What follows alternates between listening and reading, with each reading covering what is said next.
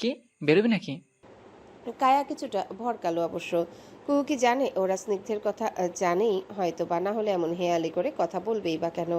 কায়া ওড়না ঠিকঠাক করে মাথায় ভালো করে তুলে নিল, কুহুর দিকে চেয়ে কিছুটা দোনমনো করে বলল, ও হ্যাঁ, একটু বেরোচ্ছে আর কি, চলে আসবে এক্ষুনি। তুমি একটু ওদিকটা ম্যানেজ করো না প্লিজ। কুহুর হাতে একটা লাল ফ্লোরাল গাউন, সেটা আরাম করে বিছানার উপর রাখতে রাখতে বলল, পারবো না। কেন? অল্প সময়ে তো ব্যাপারই তো, একটু বুঝো না প্লিজ। কায়া অনুরোধ করলো যেমন। আরে পুরো কথা তো শুনবি আগে। পারবো না কারণ আমিও বেরোচ্ছি। I have some plans.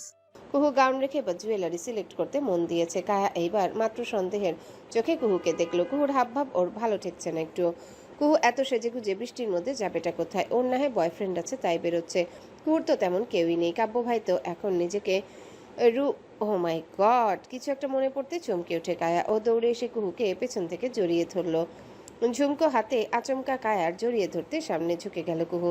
কায়া কুহুকে শক্ত করে জড়িয়ে ধরে অস্থির কণ্ঠে চেঁচালো, ও মাই গড, অল দ্য বেস্ট ঘুপু। আমি খুব খুব খুব খুশি।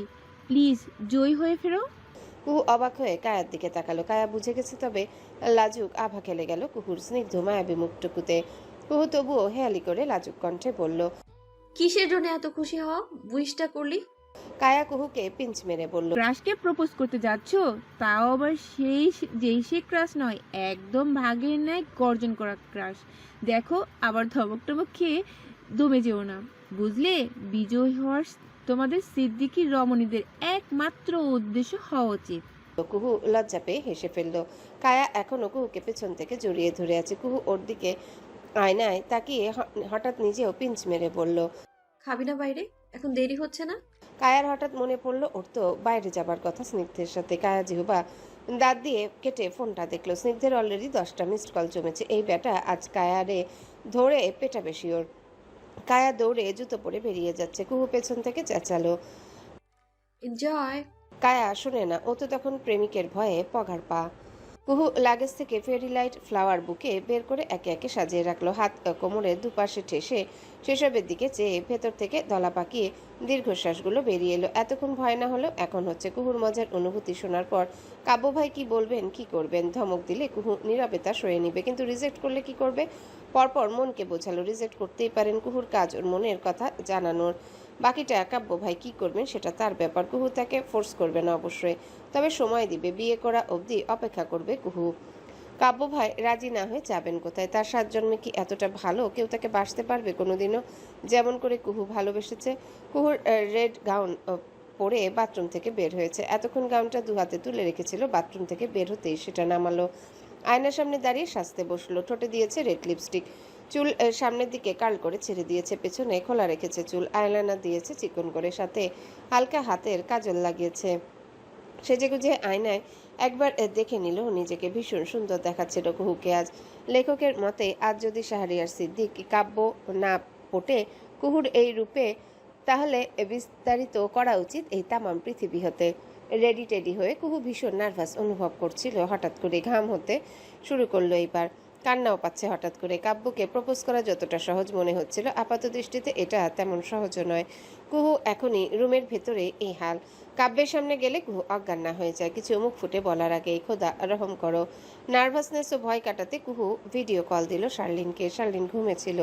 কুহুর কল অনবরত কানের কাছে ঘ্যান ঘ্যান করে বাজতেই আছে। আধা ঘুমে উন্মাদ অবস্থাতে শার্লিন সেভাবে কলটা রিসিভ করলো। কল ধরা মাত্রই সামনে পেছনে কিছু না বলে কুহু কাপা কাপা কণ্ঠে বলে বসলো, আম, আমি কাব্য ভাইকে প্রপোজ করছি আজ। শার্লিন ভ্রু কুচকে ফেললো। চমকে উঠে আধা ঘুম থেকে উঠে বসে শার্লিন চেঁচিয়ে উঠল, হোয়াট? ঘুম থেকে উঠিয়ে ফাজলামো করছিস? কুহুর চোখের পাপড়ি বারবার নড়ছিল। দমটুকু বন্ধ করে এসে এক শ্বাসে কুহু বলে উঠল, ফাজলামো না, এটা সত্যি। শার্লিন তবুও বিশ্বাস করছিল না, তাই কুহু ক্যামেরায় ওর নিজেকে আয়নায় দেখালো। ওর প্রপোজের সব প্রিপারেশন দেখালো। শার্লিন অবাক। কুহু ফাজলামো করছেন এটা নিয়ে ভাবতেই ওর মাথা খালি হয়ে যাচ্ছে সম্পূর্ণ। ও অবাক গলায় বলল, সত্যি? বাট কুহু, আই থিঙ্ক তোর আরো টাইম নেওয়া উচিত আরো। আর তাছাড়া কাব্য ভাই তোকে কেমন চোখে দেখেন সেটাও তো তুই এখনো জানিস না। আগে সেটা খোঁজ নে। কুহু কিছুক্ষণ চুপ করে থাকলো। শার্লিন কুহুর দিকে অপলক চেয়ে রইল। ভীষণ সুন্দর সাজে এই প্রথম যেন শার্লিন কুহুকে দেখলো। কুহুকে এই বিষয়ে ভীষণ এক্সাইটেড দেখাচ্ছে, জমেছে নাকের উপরে, সেটা শার্লিন লক্ষ্য করলো। কুহু একসময় চুপ না থেকে বলে উঠল, আমি শুধু তাকে জানাতে চাই, পুরো পৃথিবীকে একপাশে রেখে আমি ঠিক তাকে কতটা চাই, ব্যাস এতটুকুই। তার জন্য আমি সারা জীবন অপেক্ষা করব। আমার কথা থাকবে সে যেন একটু ভাবে এই প্রপোজ নিয়ে। যেহেতু গার্লফ্রেন্ড নেই তার, আমাকে বউ বানাতে তার সমস্যা কোথায়? আমি তো তাই তাকে সময় দেবই ভাববার জন্য, তাড়াহুড়ো নেই আমার। শার্লিন মাথায় হাত দিয়ে বসলো। কুহুকে এখন যাই বুঝাবে, কুহু তার বিপক্ষে হাজার যুক্তি বসাবে। শার্লিন তবুও বোঝালো, তবুও কুহু, আমার মনে হয় তুই বড্ড তাড়াহুড়ো করছিস। আমার এক্ষুনি এসব সুবিধার লাগছে না। কাব্য ভাই মানবে না। কুহু মৃদু হাসলো শুধু উত্তরে। ওই হাসি দেখে শার্লিন চুপ করে থাকে। শার্লিন হয়তো বুঝেও গেছে এতক্ষণে যে বিষয়টা নিয়ে কনফিডেন্ট আছে এই মুহূর্তে। সেই ভাবনা শুধুমাত্র কুহুর নিজেই নিজেকে সান্ত্বনা দিচ্ছে। কুহু জানে কাব্য ভাই আদৌ ওকে খুব একটা ইঙ্গিত দেননি। তবুও কুহুর তর্স হচ্ছে না দেখে শার্লিনকে আজে বাজে বোঝাচ্ছে নিজের দোষ ঢাকার জন্য। কুহু যেভাবে অস্থির, সেখানে শার্লিন হাজা মানা করলেও ও শুনবে না। বরং দেখা যাবে একসময় শার্লিনকে লুকিয়ে প্রপোজ করবে কাব্যকে, ওর শত মানা করার পরেও। তাই শার্লিন আবারও বোঝালো না কিছু, মানাও করলো না। নিজের বুদ্ধিতে ধনী থেকে রাস্তার ফকির হওয়াও ঢের ভালো। শার্লিন এক দৃষ্টিতে কুহুর মায়াবী মুখটার দিকে চেয়ে রইল, তারপর আবেগপূর্ণ গলায় শোধালো স্রেফ একটা কথা, কুহু, বেস্ট অফ লাক। বিজয়ী হয়ে ফির দোস্ত। আর আমাকে আপডেট জানাস, যাই হয়ে যাক না কেন আমি তোর সাথে আছি। তোর সকল অ্যাপস অ্যান্ড ডাউনস সব সময়। কুহু এবার হালকা হাসলো, মাথাটা নামিয়ে দোয়া নেওয়ার ভঙ্গিমা করে বলল, যথা আজ্ঞা মেরি যান। শার্লিন হেসে ফেললো, মনে মনে বারবার দোয়া করে দিল। কুহু মেয়েটার যেন মনটা এবার না ভাঙে। এমনটা হলে এই কোমল নরম মনের মেয়ের হৃদয়টা মরে যাবে আর মাথা তুলে তাহলে দাঁড়াতে পারবেই না কোনোদিন। বৃষ্টি কমেছে প্রায় রাতের দিকে। কুহু একটা রেনকোট পরে পুরোটা বিকেল পাহাড়ের চূড়ায় ক্যান্ডেল লাইট ডিনারের জন্য সাজসজ্জা করেছে। সবটাই কাব্যের জন্য একটা ছোটখাটো তাঁবুর ন্যায় ছাউনি, তার মধ্যে ফেরি লাইট দিয়ে সাজানো। একটা টেবিলে মোমবাতি জ্বালিয়ে রাখা, কয়েকটা টেবিলের মধ্যে ছড়িয়ে দেওয়া গোলাপের পাপড়ি। টেবিলের দুপাশে দুটো সুন্দর সাদা রঙের চেয়ার, টেবিলের মধ্যে একটা ফ্লাওয়ার বুকে। সেটা দিয়ে কুহু কাব্যকে আজ এই পাহাড়ের চূড়াতে প্রপোজ করবে। আজ কুহু কাব্যকে বলেছে, ওরা আন্ডা বাচ্চা, সবাই পাহাড়ের চূড়ায় পার্টি করবে, বাকিরাও আসবে এই পার্টিতে। কাব্য যেন ঠিক 6টায় পৌঁছে যায়, কাব্য আসবে বলেছে।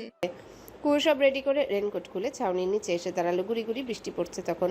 কুহু মৃদু হেসে হাত দিয়ে বৃষ্টি ছুঁয়ে দেখে ওর ঠোঁটে প্রাণ খোলা হাসি তখনও লেপ্টে। কাব্য কল করলো। এবার কুহু দৌড়ে গিয়ে টেবিলের উপর থেকে ফোনটা নিয়ে কলটা রিসিভ করলো। ওপাশের লোকটা জলদগম্ভীর স্বরে বলল, আছিস তোরা? কুহু নিজেদের ক্যান্ডেল লাইট ডিনারে সাজসজ্জার দিকে চেয়ে মুচকি হেসে বলল, হ্যাঁ, দ্রুত আসবেন, সবাই অপেক্ষা করছে। হুম। কাব্য কলটা কাটলো। কুহু ফোনটা রেখে আবারও বৃষ্টি ছুতে মন দিল। কাব্য যখন পাহাড়ের চূড়ায় পৌঁছেছে, কুহু তখন কোথাও নেই। কাব্য অবাক চোখে ধীর পায়ে এগুতে এগুতে ক্যান্ডেল লাইট ডিনারের সাজসজ্জা দেখে যাচ্ছে। ওর চোখ আশেপাশে। এইবার কাউকে খুঁজতে লাগলো। কুহুর বাকিরা কেউ নেই। তাহলে এসব কে করেছে? কাব্যর ডাকে এইবার কুহু, স্নিগ্ধ, কায়া, আছিস তোরা? কেউই জবাব দিল না। হঠাৎ একটা আতশবাজি ফোটার শব্দ হলো। কাব্য চমকে আকাশের দিকে তাকালো। আকাশে পরপর কয়েকটা আতশবাজি ফোটানো হলো। কাব্য ভ্রু নাচিয়ে মনে মনে হেসে আশেপাশে কাউকে খুঁজছে, যেমন কে করছে এসব, ওর তো বার্থডে নয় এখন তাহলে। হঠাৎ আকাশে আরও একটা আতশবাজি ফোটানো হলো। কাব্য এইবার তাকালো। পর মুহূর্তে অবাক হয়ে ওখানে লাল নীল আতশবাজি আলো দিয়ে লেখা হয়েছে কাব্য ভাই। কাব্য ভাই, এটা তো একজনেই ওকে ডাকে। কাব্যর ভ্রু কুচকে গেল। সঙ্গে সঙ্গে দ্রুত আশেপাশে কাউকে খুঁজে ডাকে। কুহু, কেউ জবাব দিল না। পরপর আকাশে আরো একটা আতশবাজি ফুটে কাব্যের বুকে ঢিপ ঢিপ করছে। আবারও উপরে তাকালো। এইবার লেখা, in the story of my life you are the chapter I never want to end. Kavya ভ্রু কুচকে ফেলে। সঙ্গে সঙ্গে ও আশেপাশে কাউকে খুঁজে যাচ্ছে অনবরত পাগলের ন্যায়। কেউ নেই ওর পাশে। কুহু ও করছে এসব। কুহু কোথায় ও তাহলে? কাব্য ডাকে আবার। কুহু, বেরিয়ে সামনে। আমি খুঁজে পেলে কিন্তু খুব খারাপ হয়ে যাবে। কুহু বেরোয় না। পরপর আরেকবার আতশবাজি ফোটার শব্দ হলো। কাব্য এইবার কম্পিত হাতে মাথাটা তুলে আকাশের দিকে তাকালো। কাব্যকে অবাক করে দিয়ে, হতভম্ব করে দিয়ে আকাশে এবার চূড়ান্ত কথাটা লেখা হয়েছে, will you write the rest of my life with me, Kabya ভাই, কুহু। কাব্য অবাক হয়ে স্থির চেয়ে রইল আকাশের ওই লেখাটার দিকে। পরপর পেছন থেকে একটা মিষ্টি মেয়েলি কণ্ঠ ভেসে আসলো। লাভ ইউ কাব্য ভাই। কাব্য ধীরে ধীরে পেছনে ফিরে তাকালো। কুহু মিষ্টি এসে ওর দিকে ফ্লাওয়ার বুকে বাড়িয়ে দাঁড়িয়ে আছে। কাব্য অবাক চূড়ান্ত অবাক হয়ে স্তব্ধ দাঁড়িয়ে আছে নিজের জায়গাটায়। কি বলবে এখনো? কি উত্তর দেওয়া যায় ওর প্রেমে পাগল মেয়েটাকে? কাব্য বড়সড় একটা ঢোক গিলে কুহুকে আপাদমস্তক দেখে এর সঙ্গে অবাক হয়ে কুহুর সাজানো আশপাশটাও দেখে। কুহু এক বুক আশা কাজল মাখা ওই দুই চোখটায় ভীষণ আবেগ জড়িয়ে ফ্লাওয়ার বুকে বাড়িয়ে আছে। কাব্য হা হয়ে কুহুর ফ্লাওয়ার বুকে একবার দেখছে, তার একবার কুহুর মিষ্টি হাসি মাখা মুখটা দেখছে। আকাশ চিরে ঝুমঝুম গুড়ি গুড়ি বৃষ্টি ঝরছিল, তখন ভাসিয়ে নিয়ে যাচ্ছিল ভালোবাসাপূর্ণ এই সুন্দর দৃশ্যকে। কাব্য কুহু দুজনাই গুড়ি গুড়ি বৃষ্টিতে ভিজছে তখন। কাব্যের গায়ে লেদার স্যুট ভিজে একাকার, কুহুর রক্তলাল গাউনটাও ভিজছে, শুধু মুখের শ্বাসটুকু ওয়াটারপ্রুফ হয় তেমনই রয়ে গেছে। বৃষ্টির পানি যখন কুহুর গাল বেয়ে ঠোঁটে নেমে আসে, কুহু তখন সেই জলের বিন্দুকে মায়াহীন পিষে ম্লান কণ্ঠে বলা শুরু করে। কাব্য ভাই, আমি আপনাকে ভালোবাসি। যখন থেকে ভালোবাসা বুঝেছি তখন থেকেই ভালোবাসি। আপনাকে দেখার পর আজ অব্দি অন্য কোনো পুরুষকে মনে ঠাঁই দেয়নি আমি, জানেন। আমি নিজেকে বাঁচিয়ে রেখেছি শুধু এবং শুধুমাত্র আপনার জন্য। বিশ্বাস করুন, ক্লাসের সবচেয়ে হ্যান্ডসাম ছেলেটার প্রপোজাল ফিরিয়ে দিয়েছি আমি আপনার জন্য। কাব্য তাকিয়ে রইল অপলক, ওর চোখের ভাষা তখনও বোঝা মুশকিল। কুহু বলতে বলতে হালকা করে হাসলো, তারপর লজ্জায় মাথাটা নামিয়ে ফেললো। কাব্য ভ্রু কুচকে কুহুর দিকে চেয়ে রইল, দেখলো পুরোটাই লাজুক মুখের, তত্তর করে ঠোঁটের কাঁপুনির সঙ্গে এই ছোট মেয়েটার প্রেমের পানিটুকু কানে একের পর এক বাজে। কুহু লাজুক মুখটুকু নিয়ে আবারও কাব্যের দিকে তাকালো। কাব্য অবাক চোখে তখনও কুহুর দিকে তাকিয়ে, ওর মুখে আজ কোনো ভাষা নেই। শোনা গেল কুহু আবার বলে যাচ্ছে, চিন্তা করবেন না, আপনি আমাকে রিজেক্ট করতেই পারেন, আমি কিন্তু এটাতে প্রস্তুত আগে থেকেই। আমি প্রপোজটা করেছি শুধুমাত্র আমার মনের কথাটা আপনাকে জানাবো বলে, ব্যাস, আর কিছুই না। কিন্তু আম, আমি বলছি, আপনি অপেক্ষা করুন, ভাবুন, সময় নিন। আপনার যত বছর সময় দরকার নিন আপনি, আমি অপেক্ষা করব। আপনি যত বছর চাইবেন তত বছর অপেক্ষা করব আমি। তবু আমার আর্জি, আপনি ভাবুন আমায় নিয়ে, আমার মনের অনুভূতি নিয়ে একবার হলেও ভাবুন। তারপর যদি মনে হয় আপনার এখনো কিছু সময় দরকার, নিন আপনি, আমার তাড়াহুড়ো নেই। কাব্য সব শুনে তারপর কেমন কণ্ঠে যেন হঠাৎই প্রশ্ন করে ওঠে। আর তারপরও আমার যদি কোনো ফিলিংস না আসে তখন? কুহুর জবাব যেন ঠোঁটের আগায় ছিল। কুহু হাস্যোজ্জ্বল কণ্ঠে বলে ওঠে, তখন আমরা অ্যারেঞ্জ ম্যারেজ করে নেব না হয়? একসাথে থাকতে থাকতে ভালোবাসা হয়েই যাবে। বড় চাচু, বড় মার তো অ্যারেঞ্জ ম্যারেজই হয়েছিল। ওদের এখন কত ভালোবাসা দেখেননি আপনি? আমার, আপনার আমারও হয়ে যাবে। কুহু এইবার মৃদু হাসলো কাব্যের দিকে চেয়ে। একসাথে সমস্ত কথাটা বলা শেষ করে কুহু ফ্লাওয়ার বুকে কাব্যের হাতের দিকে বাড়িয়ে দিয়ে বলল, যদি রাজি হন তবে বুকেটা নিতে পারেন আমার হাত থেকে। আমি আমার উত্তর বুঝে নেব। জানেন, এখানে টোটাল 13টা গোলাপ, 13টা রজনীগন্ধা আর 13টা কাঠ গোলাপ আছে। কাব্য কুহুর কথায় নিশ্চুপে বুকেটায় জমানো ফুলগুলো এক নজর দেখলো। কুহু ভীষণ মনোযোগ দিয়ে সবগুলো ফুল কাব্যের সামনে গুনে দেখলো, তারপর এক হাতে আলতো করে যত্ন নিয়ে ফুলগুলো ছুঁয়ে দিতে দিতে বলল, 13টা করেই আছে সবটা। এখন নিশ্চয়ই আপনি ভাবছেন আমি কেমন পাগল, সব 13টা করে কেন এনেছি। আসলে হচ্ছেটা কি, আমার যখন 13 বছর তখন আপনাকে আমার মনে লেগেছিল। তখন থেকেই ভেবে রেখেছি আপনাকে যেদিন মনের কথা বলবো আমি, তখন 13টা ফুল দিয়েই বলবো। এটার অর্থ কি জানেন? অর্থাৎ আমার ভালোবাসা সেই 4 বছর আগে যেমন ছিল আজও ঠিক তেমনটাই আছে। কুহিলিকা সিদ্দিক কুহু স্টিল লাভস হার কাবু ভাই লাইক আ ইনসেন। কুহুর কণ্ঠে পাগলামো তখন জোরালো, চোখে মুখে দীপ্তি অনুভূত।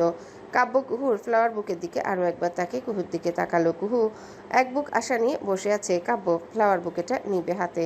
অথচ কুহুকে অবাক করে দিয়ে কাব্য ফ্লাওয়ার বুকে নিল না, বরং 2 কদম পিছিয়ে গিয়ে বুকেটার দিকে চেয়ে হঠাৎ যন্ত্রের মতো জবাব দিল, এটা হয় না। তুই তুই আমার বোনের মতো, কুহু।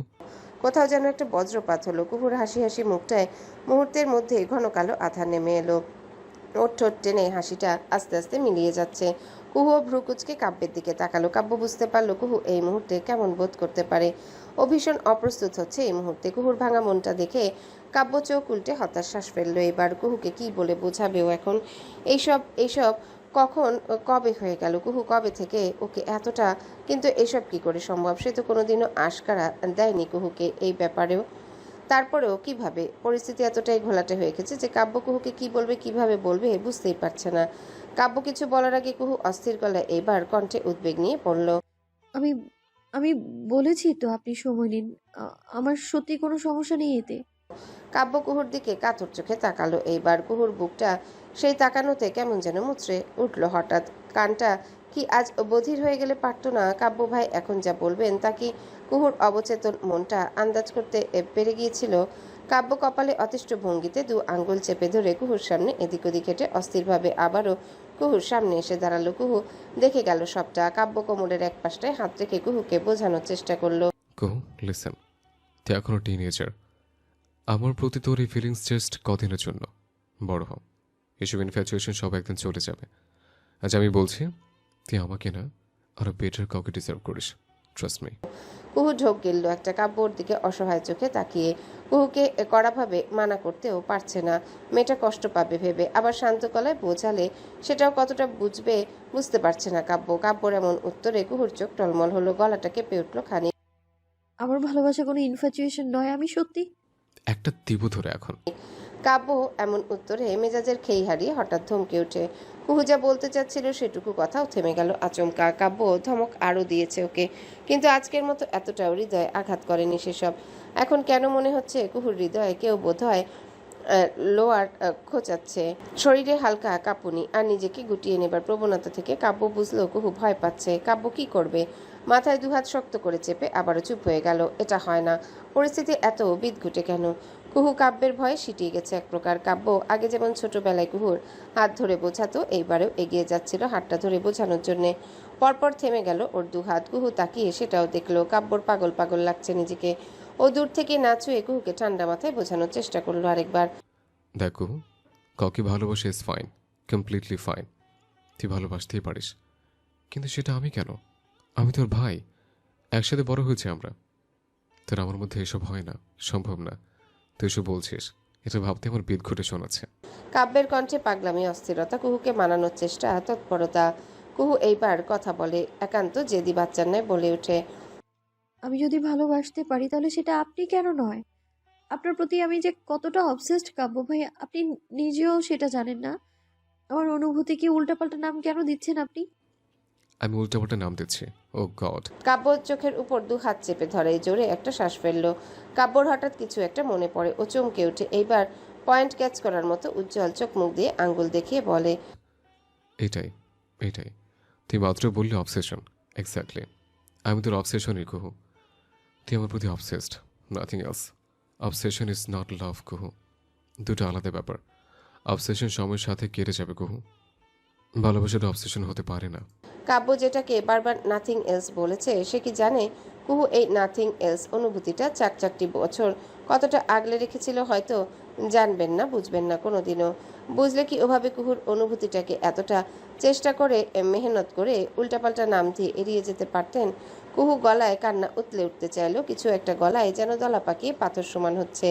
কুহু তখনও ওভাবেই যত্ন করে ধরে রেখেছে ফ্লাওয়ার বুকেটা। ভিজে যাচ্ছে যার ফুলগুলো। কুহু কাব্যের দিকে অপলক তাকিয়ে রইল।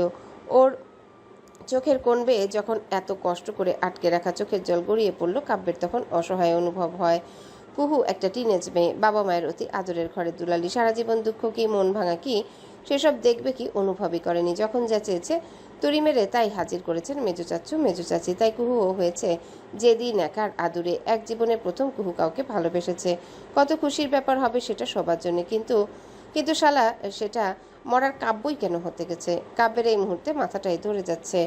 কুহু এখন এই জায়গায় এভাবে অন্য কোনো ছেলের জন্য পাগলামি করলে কাব্য নিজে ওই ছেলেকে কুহুর কাছে ধরে বেঁধে হলেও এনে দিত। কিন্তু এখন এটা স্বয়ং কাব্য নিজে। কাব্য নিজের মনকে এখন কি করে বাঁধবে? কাব্য দুহাতে মুখ ঘষতে থাকে বারবার। তারপর আবার কুহুর চোখের জলটুকু কি করবে আর?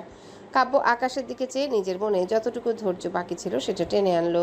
কুহুকে শেষবারের মতো চূড়ান্ত ধৈর্য নিয়ে বোঝানোর চেষ্টা করলো। দেখ কুহু, তুই ভার্সিটি ভর্তি হবি কদিন পর, রাইট? সেখানে একবার যেই দেখ না, আমার চেয়ে হাজার হাজার বেটার হ্যান্ডসাম ছেলে পাবি তুই। তুই একবার প্রেমে পড় কারোর, আমাকে জাস্ট নামটা বলবি, তাকে তোর কাছে যে কোনো মূল্যে আমি কাব্য এনে দেবো, প্রমিস। কিন্তু কুহু, আমি তো টিনেজ বয়সে জাস্ট একটা টেম্পোরারি ফিলিংস মাত্র। কদিন পর তো দুনিয়া যখন আরও খুলবে, চোখের সামনে দেখবি আমি কাব্য আর এক্সিস্টই করছি না তোর সামনে। আমি কে, কাব্য নামের তুই কাউকে কখনো ভালোবেসেছিস বলে? কাব্য কথাটা শেষ করার আগে কুহু আচমকা ভাঙা ভাঙা স্বরে জেদ নিয়েই পড়ল। আমাকে হাজার ছেলের সামনে এনে দিলেও আমার আপনাকেই চাই সব সময়। আর কাউকে দরকার নেই আমার। কুহু কথাটা শেষ করার আগে নিজের রাগ আর সামনে রাখতে না পেরে কাব্য এবার ঠাস করে থাপ্পড় বসালো কুহুর গালটায়। কুহু রীতিমতো চমকে উঠে গালে হাত রাখলো, গালে হাত দিয়ে হতভম্ব চূড়ান্ত অবাক হয়ে কাব্যের দিকে তাকালো। কাব্য নিজেই অবাক। ও তো চর মারতে চায়নি, কি করে ফেললো ও এটা? কুহু গালে হাত দিয়ে এখনো কাব্যকে দেখছে, বিশ্বাস হচ্ছে না। কাব্য ভাই ওকে এখন গালে থাপ্পড় মারলেন। কুহু মুখে রিজেকশনের জন্য প্রস্তুত ছিল, কিন্তু এত বড় অপমানের জন্য প্রস্তুতি তো ও নেয়নি। কাব্য অপরাধ বোধে ডুবে গেল। এইবার কুহুর রক্তিম লাল গালটুকু দেখে আর তর সইতে না পেরে সঙ্গে সঙ্গে এগিয়েও গেল। আমি সরি কুহু, রিয়েলি সরি। ব্যথা পেয়েছিস বেশি? কাব্য কুহুর গাল থেকে কুহুর হাত সরিয়ে নিজে দেখলো ফর্সা গালটা লাল হয়ে গেছে কুহুর চোখে এখন আর জল নেই, যেন কাঁদতেই ভুলে গেছে। হা করে কাব্যকে দেখে যাচ্ছে ও। কাব্যর এইবার নিজেকে দিশেহারা মনে হতে লাগলো। এইমাত্র এটাও কি করে ফেললো যে কুহু জীবনে আজ অব্দি একটা বকা অব্দি খায়নি কারো। চাচু চাচি যাকে ননির পুতুলের ন্যায় বড় করেছেন তাকে ও কাব্য কিনা এমন একটা অবস্থায় থাপ্পড় মেরে বসলো।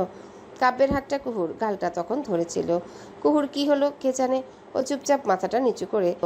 ঠিক তখন কাব্যের হাতটা আপনা আপনি কুহুর গাল থেকে নেমে গেল। কাব্য একবার নিজের হাতের দিকে চেয়ে কুহুর দিকে তাকিয়ে রইল, অস্ফুটে বলার চেষ্টা করলো। সরি কুহু, আমি কিভাবে? কুহু কিছু বলছে না, আর চুপ করে রইল পুরোটা সময়। কাব্যের ধৈর্যের মাত্রা এবার আকাশ ছুল, কেমন যেন নিজেই নিজের উপর রাগ জন্মালো। ও পকেট থেকে ফোন বের করলো, বৃষ্টির মধ্যে ফোন ভিজিয়ে দিতে দিতে ও হিডেন ফোল্ডার থেকে একটা ছবি বের করে কুহুর দিকে বাড়িয়ে ধরলো। কাব্য ভাই উর্মি আপুর ছবি একসাথে, কাঁধে কাঁধ ছুঁয়ে। কুহুর মধ্যে তখন আর কেমন যেন অনুভূতি কাজ করছিল না, শুধুমাত্র ওর হাত থেকে ফ্লাওয়ার বুকেটাও একসময় গড়িয়ে কাদামাখা মাটিতে পড়ে গেল। ও নীরবে টলমল চোখে শুধু নিশ্চুপ দেখে গেল কাব্য উর্মির অন্তরঙ্গ ছবি, যেখানে কাব্য উর্মির কাঁধটা ধরে ওকে নিজের সঙ্গে চেপে ধরেছে। উর্মি কাব্যের দিকে চেয়ে হাসছে, কাব্য উর্মির দিকে চেয়ে রয়েছে। কাব্যের পরনে কুহুর অতি পছন্দের ডেনিম জ্যাকেটটা, যেটা কুহু চুরি করেছে বছর 2 আগে। কাব্য ছবিটা দেখিয়ে একই সাথে বলা শুরু করলো। উর্মি আমার ব্যাচমেট, চিনিস তুই ওকে? আমাদের রিলেশনশিপ, আমি ওকে ভালোবাসি, আমরা কমিটেড এই কন্যার কাছে। আমি এটা এখনই কাউকে জানাতে চাইছিলাম না, জানলে হয়তো আরও কয়েক বছর পর সবাইকে জানাতাম। শুধুমাত্র তোর জন্যই আমি আজ ছবিটা দেখিয়েছি। এখন বল, এরপরও কি তুই আমাকে ভালোবাসতে চাইবি? কুহু মাথাটা নিচু করে ফেললো, কথা বলল না। কাব্য ফোনটা কুহুর চোখের সামনে থেকে সরিয়ে আবার পকেটে ঢুকিয়ে দিল। কুহুর দিকে চেয়ে এইবার কাব্য শান্ত স্বরে বলার চেষ্টা করে। আমি তোকে অনেক পছন্দ করি কুহু, তুই মেয়েটা অনেক আদরের আমার কাছে, আমাদের সবার কাছে। কিন্তু সেটা বোন হিসেবে আমি তোকে কখনোই চোখে দেখিনি যেমনটা তুই দেখিস। নিজেকে সময় দে, নিজেকে নিয়ে ভাববার সময় এখন তোর। কদিন যাক, কবছর যাক, দেখবি আমি তোর কোথাও নেই। চেষ্টা একটা বিরক্তিকর অধ্যায় হব তোর, যা তুই মনেও রাখবি না। বয়সটাই দোষের তোর, এই বয়স কেটে গেলে এই কাব্য তোর মন থেকে কেটে যাবে। কুহু স্রেফ মাথা দুলালো শুধু দুদিকে। কুহু মেনেছে। কাব্যকে যেন এইবার এতক্ষণে স্বস্তি পেতে দেখা গেল। কাব্য বড় করে শ্বাস ছেড়ে এতক্ষণে বলল, এই তো গুড গার্ল। বৃষ্টিতে ভিজে ঠান্ডা লাগছে না? রিসোর্টে যাবি? চল।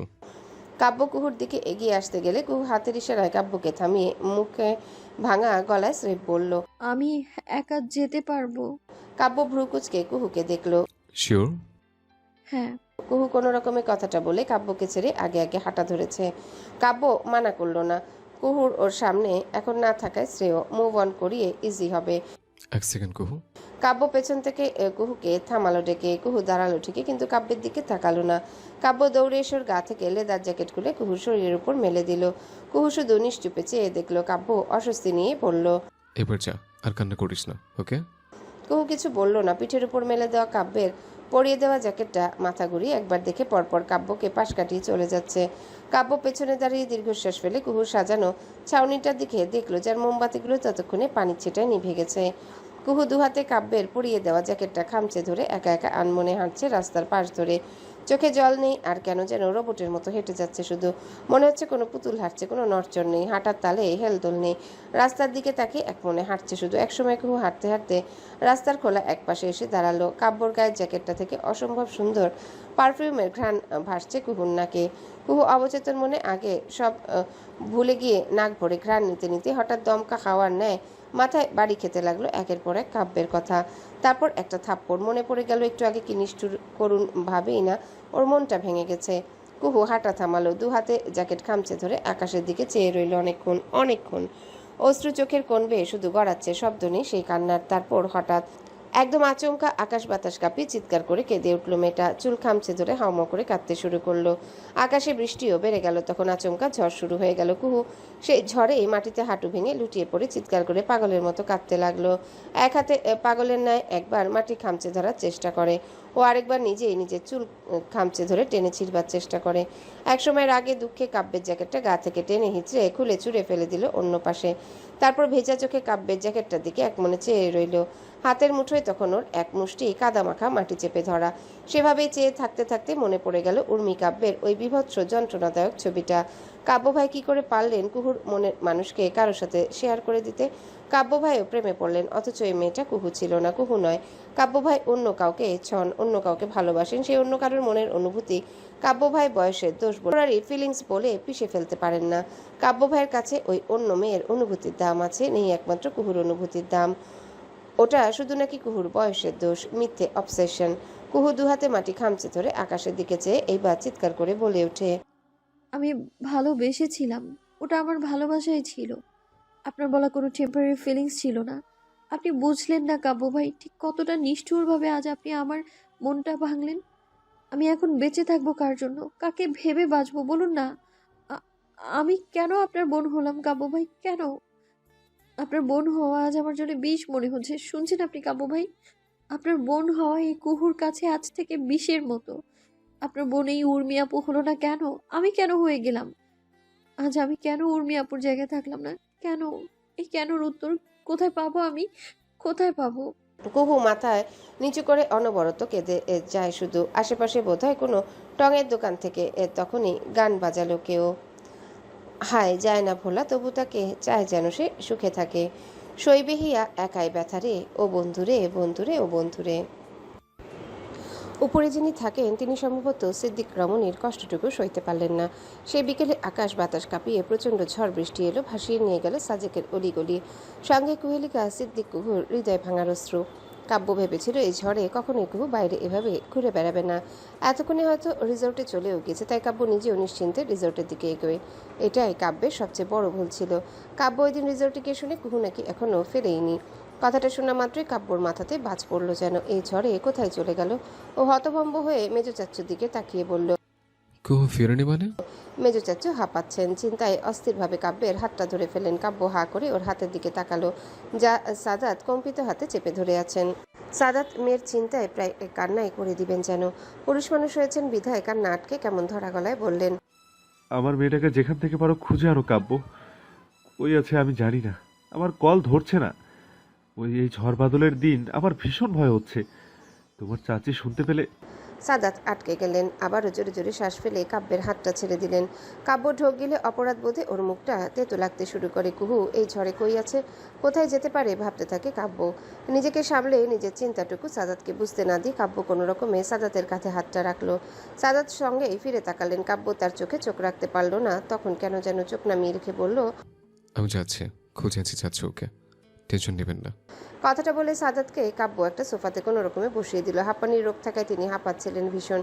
কাব্য ওনার কাঁধে হাত রেখে ভরসা দিয়ে বলল, আমি নিয়ে এসছি কুহুকে, আপনি বসুন এখানে, শান্ত হয়ে বসুন, ওকে? হাঁপানি বাড়ছে আপনার, বেশি চিন্তা করা বন্ধ করুন। সাদাত টলমলে চোখে কাব্যের দিকে তাকিয়ে মাথা আবার নামিয়ে ফেললেন। বুকের ভেতরটা আজ কেমন যেন করছে ওনার সকাল থেকে। কেন হচ্ছে এমন জানে না। কোথাও কুহুর জন্যে কি এমনটা হচ্ছিল ওনার সকাল থেকে? কাব্য ওনাকে বসিয়ে রেখে যেমন ভেজা গায়ে এসেছিল তেমনই ভেজা গায়ে এক দৌড়ে বেরিয়ে গেল। পুরোটা সাজেকের রাস্তা ধরে হাঁটতে হাঁটতে ডাকছে অনবরত। কুহু, কুহু, কুহু তুই কই? কেউই জবাব দিল না। কুহুর চিন্তায় এইবার কাব্যর নিজেরই কেমন পাগল পাগল লাগতে শুরু করেছে। কাব্য কিছুক্ষণ মাঝ রাস্তায় দাঁড়িয়ে রইল। কিছু একটা ভেবে এইবার কুহুর একটা ছবি বের করে করে লোকদের দেখাতে লাগলো। কেউ কি ওকে দেখেছে কিনা। পর্যটকদের কেউই বলতে পারছে না ঠিকঠাক মতো। কাব্য দৌড়াতে দৌড়াতে হাঁপিয়ে গেছে, তবুও কুহুকে কোথাও খুঁজে পাওয়া গেল না। কাব্য এত দৌড়েছে যে এখন শ্বাস আটকে আসছে। এই মুহূর্তে কুহুকে পেলে এখন কি যে করবে কাব্য নিজেও জানে না। আছাড়ও মারতে পারে মাথায় তুলে, আস্ত বেয়াদব একটা। কাব্য আবারও দৌড়াতে দৌড়াতে কিছু দূর গিয়ে হাঁটুতে দুহাত চেপে নিচু হয়ে জোরে জোরে শ্বাস ফেলতে ফেলতে আবারও ক্লান্ত চোখে এখানে চারিপাশটা খুঁজলো, দেখলো কেউই নেই। কুহুর কোনো সাড়া নেই। কাব্য উঠে দাঁড়ালো। আবার খুঁজে বের করতে হবে এই ফাজিলটাকে। কতটা কাণ্ডজ্ঞানহীন হলে এভাবে একটা অচেনা জায়গায় হারিয়ে যেতে পারে, অসভ্য। কাব্য আবার দৌড়ানো শুরু করলো, ডাকতে থাকতে সঙ্গে, কুহু, কুহু। বৃষ্টি থেমেছে অনেকক্ষণ। কাব্য এতক্ষণে পুরোই কাক ভেজা হয়ে আছে। একটু সামনে সেটা টঙের দোকানে দেখে কাব্য হাঁপাতে হাঁপাতে ধীর পায়ে দোকানের কাছে গিয়ে কুহুর ছবি দেখালো। ভেবেছিল এবারেও এই লোকটা না বোধক উত্তর দিবে, কিন্তু কাব্যকে অবাক করে দিয়ে টঙের দোকানি ভ্রু কুচকে কাব্যর দিকে একবার তাকালো। কাব্য তাকালো তখন। দোকানি এইবার আঙ্গুল দিয়ে এক পাশটা দেখিয়ে দিল। কাব্য চমকে ওনার আঙ্গুলের ইশারায় সেদিকটায় তাকালো। একটা মেয়ে বসে আছে ওখানে, লাল গাউন পরা। কাব্য কুহুকে চিনতে পেরে তড়িৎ দোকানদারের দিকে তাকালো। পরপর খুশিতে ঝুপঝুপিয়ে উঠে সঙ্গে সঙ্গে মানিব্যাগ বের করে ভেজা কতগুলো টাকার নোট দোকানের হাতে ধরিয়ে দিয়ে অসম্ভব খুশি হয়ে বলল, thank you so much uncle, এটা আপনার সম্মানই। Again thank you. টাকাগুলো শুকিয়ে নেবেন প্লিজ। বলেই কাব্য আবার দৌড় লাগালো ওইদিকে। দোকানি অবাক চোখে হাতে ধরিয়ে দেওয়া ভিজে টাকাগুলোর দিকে চেয়ে রইল। কাব্য এক দৌড়ে কুহুর পেছনটা এসে দাঁড়ালো। এতক্ষণে হাঁটুতে হাত চেপে ঝুঁকে বুকটা ভরে শ্বাস ফেলে কুহুকে দেখতে লাগলো। সেভাবেই কাব্য রাগী গলায় ডাকলো, কুহু, কুহু। কুহুর জবাব এলো না। কাব্য এবার উঠে সোজা হয়ে দাঁড়িয়ে মেজাজ দেখালো। হ্যাঁ মেয়ে, তোর কানটা কোনো হবে না কোনোদিন? এভাবে সবাইকে পেরেশান করে কি পাওয়া হলো? মাথায় নাই? বাসায় সবাই টেনশন করতে পারে? এত বড় হয়ে এটুকু বুদ্ধি নাই? কুহুর কোনো নড়চড় নেই। কুহুকে ওভাবে চুপ থাকতে দেখে কাব্য এবার সন্দেহ নেই, এবার ভ্রু কুচকে ফেললো। ও ধীর পায়ে এগিয়ে গিয়ে কুহুর কাঁধে হাত রাখলো। কুহু, সঙ্গে সঙ্গে কুহুর দেহটা এলিয়ে পড়লো কাব্যর হাতের উপর। রীতিমতো চমকে উঠল কাব্য। কুহু অজ্ঞান হয়েছিল এতক্ষণ। কাব্য দুহাতে তড়িৎ গতিতে কুহুকে আঁকড়ে ধরলো। কুহুর পুরো গা সাদা হয়ে ফ্যাকাশে হয়ে গেছে, পুরো গা অসম্ভব ঠান্ডা। কতক্ষণ ধরে এই পাগল এখানে বসা ছিল? Oh no! কাব্য কুহুর গালে হাত দিয়ে থাপ্পড় দিতে দিতে ডাকে, এই কুহু, তাক আমার দিকে। কুহু, শুনতে পারছিস? এই কুহু।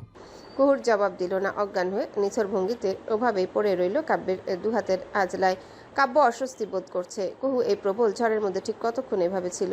কাব্য কোনো রকম উঠে দুহাতে কুহুকে পাজা করে তুলে নিল। হঠাৎ চোখ গেল একপাশে দুমড়ে মুচড়ে ফেলে রাখা জ্যাকেটটার দিকে। ভেতর থেকে একটা দীর্ঘশ্বাস বেরিয়ে এলো। ছোট্ট একটা শ্বাস ফেলে সেটাও তুলে নিল নিজের আরেক হাতে। তারপর কুহুকে কোলে নিয়ে ওভাবে এগুলো রিসোর্টের দিকে। প্রায় কয়েক ঘন্টা কুহুর জ্ঞান ফিরছে না এখন অবধি। তিনটে কমফোর্টার দিয়ে ওর শীতে কাঁপতে থাকা শরীরটাকে ঢেকে দেওয়া হয়েছে। ভীষণ জ্বরও এসেছে সঙ্গে। সাদাত রিসেপশন থেকে থার্মোমিটার এনে দেখলেন 104 ডিগ্রি জ্বর। এটা দেখেই তো সবার চোখ মাথায়। এতটা সময় ঝড়ে পড়ে থাকলে তো এভাবে আকাশচুম্বী তাপমাত্রা দেখাবেই। ভীষণ চিন্তিত ভঙ্গিতে কুহুর বেডের আশেপাশে পুরো সিদ্দিক পরিবার দাঁড়িয়ে আছেন। কুহুর মাথায় জলপট্টি দিতে দিতে ফুপিয়ে ফুপিয়ে কাঁদছেন কবিতা। পাশে সাদাত ডক্টরের সাথে আলাপ সারছেন ফোনে। এত সবের মধ্যে কাব্য দুহাত আড়াআড়ি ভাঁজ করে রুমের এক কোণে দাঁড়িয়ে রয়েছে নিশ্চুপ গম্ভীর মুখে। ও একদৃষ্টিতে কুহুর দিকে চেয়ে আছে, যার চোখ মুখ অসুস্থতায় ফ্যাকাশে, যার মূল হোতা স্বয়ং কাব্য নিজে। সাদাত কল শেষ করে কবিতার দিকে তাকালেন। এতক্ষণ কেঁদেও এখন এই ভদ্রমহিলাকে কাঁদতে দেখে ধমকালেন, কি একটা অবস্থা! কান্না থামাবে তুমি কবিতা? কবিতা আরো জোরে ফুপালেন। টিকির জাদুর মতো মেয়ের এই অবস্থা, আর সে কিনা থাকবে শান্ত পাষাণের মতো। এত মজার শক্তি নেই কবিতার মধ্যে। কবিতার কান্না আটকে ঠোঁট দাবিয়ে মেয়ের কপালটায় চুমু খেলেন। কপালটাও কি অসম্ভব গরম। কবিতা সেটা দেখে এবার আরো জোরে কেঁদে ফেললেন। বলতে লাগলেন, আমার জাদু, ওর কিসের কষ্ট কুহুর বাবা? আমরা ওকে কেউ কম ভালোবাসি? কেন ও এভাবে ঝড়ে অজ্ঞান হয়ে পড়ে থাকলো? আমার জানা লাগবে সব। আজও উঠুক, আমার মেয়ের কষ্ট আমি শুনতে চাই। বলে কবিতা আবারও ফুপিয়ে উঠলেন। মেয়েকে দুহাতে আগলে ওর মুখটা ছুঁয়ে দিতে দিতে ডাকলেন আদুরে কণ্ঠে, আম্মু, ও আম্মু, আম্মু ওঠো, মা ডাকছি তো তোমাকে। কুহু নীরব। জ্ঞান যে এখনো ফেরেনি, মায়েরটাকে জবাব দিবে কি করে? সাদাতের চোখেও টলমলে জল। পুরুষ হওয়ায় উনিও সেটা ঝটপট লুকিয়ে কায়ার দিকে ফিরে তাকিয়ে কাটকাট কণ্ঠে জিজ্ঞাসা করলেন, তোমরা কিছু জানো? তোমাদের সাথেই তো থাকি সব সময়। কায়া কি বলবে? ও আর চোখে এসবের মূল হোতা একবার কাব্যর দিকে তাকালো। কাব্যের চোখ মুখ বিমর্ষ। ও তখনও স্থির হয়েছে রয়েছে অজ্ঞান হয়ে পড়ে থাকা কুহুর দিকে। কায়া চোখ ফিরিয়ে নিল, মাথাটা নিচু করে কোনো রকমে বলল, আমি জানি না ফুপু। সাদাত দীর্ঘ শ্বাস ফেলে স্ত্রীর পাশটায় বসলেন। বড় চাচু এবার গলা খাকড়ি দিয়ে বললেন, সবাই যার যার রুমে যাও, এখানে গ্যাদারিং করে লাভ নেই। কুহুর জ্ঞান ফিরলে খবর দিও সাদাত। সাদাত উত্তরে মাথা নাড়ালেন। তিনি এটাই ভেবে পাচ্ছেন না এতক্ষণ ধরে তার চঞ্চল মেয়ে কত শখ করে সাজেকে এনেছেন মেয়ে ঘুরতে চেয়েছে বলে, আর আজ ওভাবে ঝড়ের মধ্যে একা একা ছিল, কেঁদেছেও। নাক চোখ তো এটাই বলছে। ওর কিসের ভালোবাসার আদরের কমতি আজ সাদাত সেটা জানতে চাইবেন কুহুর কাছে। মেয়েটা এভাবে কেন কষ্ট পাবে, কার জন্য পাবে? ওর বাবা মা ওকে আদর করে না, ভালোবাসে না? কাব্য সে কখন থেকে ওভাবেই দাঁড়িয়েছিল এক মনে নীরবে কুহুর ফ্যাকাশে মুখটার দিকে যতবার তাকাচ্ছে ততবার নিজেই নিজেকে বারবার গালি দিচ্ছে। কেন এই বেয়াদব অবাধ্য মেয়েকে বৃষ্টিতে একা ছেড়েছে? কাব্যের মাথায় কেন আসেনি কুহুর মনস্তাত্ত্বিক অবস্থা ভালো নয়? কাব্য সুন্দরভাবে বোঝানোর পর মনে হয়েছে কুহু বুঝেছে, কিন্তু এটা বুঝেনি। কুহুর মনে সেটা কতটা বিরূপ প্রভাব পড়ে গেছে। কাব্য না চাইতে কুহু এটাকে বিরহ ভেবেছে। কাব্য আজ অনেক বড় একটা পাপ করে ফেলেছে। মেজো চাচু চাচি কুহুর কাছে জানতে চাইলে কুহু সত্যটা বলে দিলে কাব্য কি করে মুখ দেখাবে ওদের সামনে? ওরা হয়তো ভেবে বসবেন কাব্য ফায়দা তুলেছে তাদের মেয়ের। কুহুকে আশকারা না দিলে কুহু এত দূর এগুলো কি করে, এটাই ভাববেন তারা। অথচ কাব্য জানে ও কুহুকে এসব ব্যাপারে কখনোই কোনো ধরনের আশকারা লাই দেয়নি। ইনফ্যাক্ট এসব কিভাবে হয়ে গেল তো নিজেই জানতো না, যদি না কুহু আজ ওকে বলতো। কাব্যের বাবার কথা অনুযায়ী সবাই বেরিয়ে গেল ঘর থেকে। কাব্যও একসময় বেরিয়ে এলো। দুই ভাইয়ের জন্য বরাদ্দ রুমটায় এসে কাব্য আগে দেখে স্নিগ্ধ কোথায়। আশেপাশে ওকে কোথাও দেখতে না পেয়ে এবার সবার আগে কল লাগালো ওর একটা সাইক্রিয়াটিস্ট বন্ধুকে। ওপাশ থেকে রিং হলে মেহেদি কল রিসিভ করলো। কাব্যের গলা ভীষণ অন্যরকম। ও কথা তুলে হ্যালো, কেমন আছিস মেহেদি? ওপাশ থেকে জবাব এলো, এই তো যাচ্ছে দিনকাল। তোর অবস্থা কি? স্পোর্টসম্যান হয়ে যাচ্ছ দিন দিন। দেখি তো তোর ভার্সিটির ম্যাগাজিনে বড় বড় ফটো ছাপে। মেহেদি মজা নিচ্ছে। কাব্য ওসব খোঁজ গল্পে গেলই না আজ, বরং সরাসরি বলে বসলো। একটা প্রবলেমে ফেসে গেছে ভাই, প্লিজ হেল্প কর। মেহেদি ভ্রু কুচকালো। তুই আর প্রবলেম? কাব্য দীর্ঘশ্বাস ফেলে শুধু। মেহেদি সেটা শুনে মজা ছেড়ে বলল, আচ্ছা বল কি প্রবলেম? কাব্য বলে যায়, আমার কাজিন কোকে তো চিনিস, ফ্যামিলি ফাংশনে দেখেছিস মনে হয়। হ্যাঁ হ্যাঁ, ওই ছুটাছুটি করে সব সময়। বাবা মার আদরের দুলালি, কিছু বলা যায় না। বিচার দিয়ে বসতো সব সময়। মেহেদি মনে করে হেসে উঠে মজা পেয়ে। কাব্য হতাশ শ্বাস ফেলে ছোট্ট একটা শ্বাস ছেড়ে একসময় বলে উঠে, yeah, she loves me man. What? Mehedi চমকে উঠে চেঁচায়। হ্যাঁ। কাব্য চোখ উল্টে অসহায় শ্বাস ছাড়ে। মেহেদি অবাক হলো, মনে করার চেষ্টা করে বলল, ও আই সি। এই জন্যই ও তোর পেছনে ওভাবে ছুটতো, তোর সাথেই থাকতো সব সময়। আমার তখনই সন্দেহ হয়েছে। তুই গালি দিবি দেখে তোরে বলি নেই। কাব্য এবার স্পষ্ট গলায় সিরিয়াস হয়ে বলল, ভাই আমি ওকে বুঝেছি অনেক, কিন্তু ও সেটা নেগেটিভ ওয়েতে নিয়ে নিয়েছে। আজ কে দেখে এটা অজ্ঞান হয়ে অবস্থা কাহিল। আমার ভয় লাগছে যদি উল্টোপাল্টা কিছু করে ফেলে। তুই সাথে একবার দেখা করবি? আমার ফ্রেন্ড হিসেবে নাও বুঝতে পারলে হাইপার হয়ে যাবে। আমার উপর ওর সামনে তুই যাবি আমাদের মেহমান হিসেবে, ওকে কিছু ভার্বাল থেরাপি দিবি, আমার হয়ে ট্রিটমেন্ট করবি। তোদের তো এসব ব্যাপার অভিজ্ঞতা আছে। মেহেদি দীর্ঘশ্বাস ফেলল। আচ্ছা যাব, কবে যেতে হবে? আমরা এখন সাজেকে, 3-4 দিন পরে আমি তোকে কল করছি। কাব্যের জবাব এলো। ওকে, জানাস আমাকে। মেহেদির জবাব। কাব্য ফোনটা কেটে দিবে হঠাৎ মেহেদি বলে ওঠে, কাব্য শোন। কাব্য ফোনটা আবারও কানে ধরে। মেহেদি আমতা আমতা করে বলে, তোর এই কাজিন তো সুন্দরী, তার উপর তোর চাচাতো বোন, চরিত্র ভালো বলা যায়। তোকে ভালোবাসে পাগলের মতো। তাহলে তুই ওকে নিয়ে তো ভাই ভাবতেও পারিস। সমস্যা কি? কাব্য ভ্রু কুচকে ফেললো এমন আজগুবি কথা শুনে। তো এখন কি করব? ওর পাগলামের জন্য ওকে বিয়ে করে নেব দয়া দেখিয়ে? মেহেদি চুপ। কাব্য এইবার শান্ত গলায় শোনায়, আমার ওসব বিয়ে রিলেশনশিপের উপর থেকে ভরসা উঠে যাচ্ছে দিন দিন। অনেক কথা আছে এর পেছনে, এখন ওসব বাড়িও লাভ নেই। কোনোদিন সামনে দেখা হলে বলবো, শুধু জেনে রাখ কেউ আমার মতো লুজারকে ডিজার্ভ করে না। ওকে আমরা আরো ভালো জায়গায় বিয়ে দেবো। মেহেদি আর কথা বাড়ালো না, চুপচাপ ফোন কাটলো। কাব্য ফোনটা বিছানার উপর ছুঁড়ে ফেলে নিজের ভেজা টি শার্ট খোলায় মন দিল। টি শার্ট খোলার সময় ওর সহসায় চোখ গেল ভেজা জ্যাকেটটার দিকে, যা কুহু ফেলে দিয়েছে সম্ভবত ওর উপর রাগ করে। কাব্য ভেজা টি শার্ট আর ওই জ্যাকেটটা হাতে নিয়ে ওয়াশরুমে গোসল করতে গেল। কুহুর জ্ঞান ফিরেছে প্রায় 3 ঘন্টা পর। আধো আধো চোখ খুলে যখন ও তাকালো, সর্বপ্রথম কবিতার উৎকণ্ঠিত মুখটা চোখে ধরা দিল। কবিতা কুহু জলপট্টি দিতে দিতে হয়তো ঘুমে একপাশে শুয়ে পড়েছেন। কুহু মাকে ডাকতে চাইল, অথচ গলায় যেন পাথর বাঁধা। কেমন যেন কোনো কথা আসছে না ভিতর থেকে। শুধু কোনো রকমে অস্ফুটে ডাকলো, বাকিটার বলতেও পারলো না। কথা আসছে না। কুহুর দুর্বল হাতটা কবিতার আঙ্গুল আঁকড়ে ধরতে চাইল। কবিতা কুহুর হাতের গরম আগুন সমান স্পর্শ পেয়ে তড়িৎ চোখ খুলে মেয়ের দিকে তাকালেন। কুহু মাকে দেখে অপলক তাকিয়ে আঙ্গুলটারও শক্ত করে ধরল চেপে। কবিতা মেয়ের চুল গুছিয়ে দিতে গিয়ে কম্পিত গলায় ডাকলেন, কুহু, এই তো মা তোমার পাশে। কি লাগবে আম্মু? কুহুর জ্ঞান ফিরেছে শুনে সাদাতও দৌড়ে এলেন মেয়ের পাশে। কুহু কথা থামায় অপলক তাকিয়ে রইল বাবা মায়ের উৎকণ্ঠায় ছেয়ে যাওয়া মুখ দুটোর দিকে। কবিতা আবার কুহুর কপাল ছুঁয়ে দিতে দিতে সাদাতকে বললেন, জ্বরটা একটু নেমেছে মনে হচ্ছে। থার্মোমিটারটা কোথায়? একটু দিন, মেপে দেখি। সাদাত এনে দিলেন থার্মোমিটার। কবিতা মাপলেন, তবুও 101 ডিগ্রি জ্বর এখনো গায়ে। কবিতা থার্মোমিটার রেখে আবারও কুহুর পাশে বসলেন। কুহু মায়ের হাতটা আবারও চেপে ধরে দুর্বল হাতে। কবিতা চুপ করে মেয়েটার পাশটায় বসে মেয়ের চুলে বিলি কেটে দিতে দিতে বললেন, কিছু খাবে আম্মু? ক্ষুধা পাইনি? স্যুপ দেই মা? কুহু এইবার বাবা মা দুজনের দিকে তাকালো। সাদাত একটু দূরে দাঁড়িয়েছিলেন। কুহু তাকেও হাতের ইশারায় ডাকলো। সাদাত মেয়ের পাশে এসে বসলেন। সাদাত কবিতার দিকে চেয়ে কুহু অস্ফুটে বলল, আম সরি। কবিতা সাদাত মেয়ের দিকে ফ্যাল করে চেয়ে থাকেন শুধু। কুহু কোনো রকম কান্না আটকে রেখেছে। নাকের পাটা বারবার ফুলেছে কান্নার তোপে।